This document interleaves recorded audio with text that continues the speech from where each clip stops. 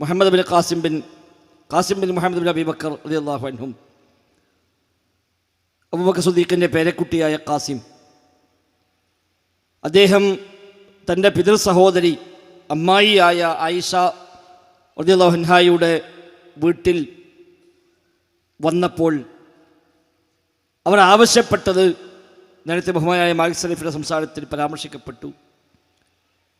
ഇക്ഷിഫീലി അൻ ഖബരി റസൂലില്ലാഹി വ ഖബരി സ്വാഹിബൈഹി, അല്ലാഹുവിൻ്റെ റസൂലിൻ്റെ ഖബറും രണ്ട് കൂട്ടുകാരുടെ ഖബറും എനിക്കൊന്ന് കാണിച്ചു തരാമോ എന്ന് ചോദിക്കുകയാണ്. എല്ലാവരും എപ്പോഴും വന്ന് കണ്ടുപോകുന്ന സിയാറത്ത് ടൂറുകൾ ധാരാളമായി ഉള്ള, വാഹനങ്ങൾ ധാരാളമായി വന്നിറങ്ങുന്ന ഒരു ദർഗയായിരുന്നു അത് എങ്കിൽ പിന്നെ ആ ചോദ്യത്തിന് പ്രസക്തിയില്ലല്ലോ.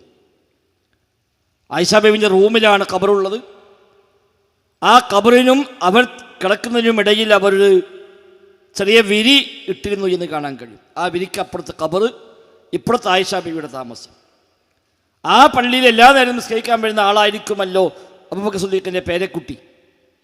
അവരാണ് അമ്മായിയുടെ വീട്ടിൽ വരുമ്പോൾ ചോദിക്കുന്നത്, എനിക്ക് ഖബറൊന്ന് കാണിച്ചു തരുമോ? ഫകശഫത് ലി അൻ സലാസത്തി ഖുബൂർ, അവർ എനിക്ക് 3 ഖബറുകൾ കാണിച്ചു തന്നു. അത് ഭൂമിയോട് നിരപ്പായി കിടക്കുന്നതല്ല, ഉയർത്തപ്പെട്ടതുമല്ല, ബൽ റുഫിഅത് നഹ്വ ശിബിരിൻ, ഒരു ചാണോളം അത് ഉയർത്തപ്പെട്ടിരിക്കുന്നു എന്നാണ് അവർ തന്നെ രേഖപ്പെടുത്തി വെക്കുന്നത്. ഇതാണ് നബിതങ്ങളുടെ ഖബറിൻ്റെ ശരിയായ രീതി. അന്ന് അവിടെ വേറെ ചുമരുകളൊന്നും ഉണ്ടായിരുന്നില്ല. ആയിഷ ബീവിയുടെ റൂമിലാണ് ആ ഖബറുള്ളത്. ആയിഷ ബീവി ആ റൂമിൽ തന്നെ താമസിക്കുകയും ചെയ്യുന്നു.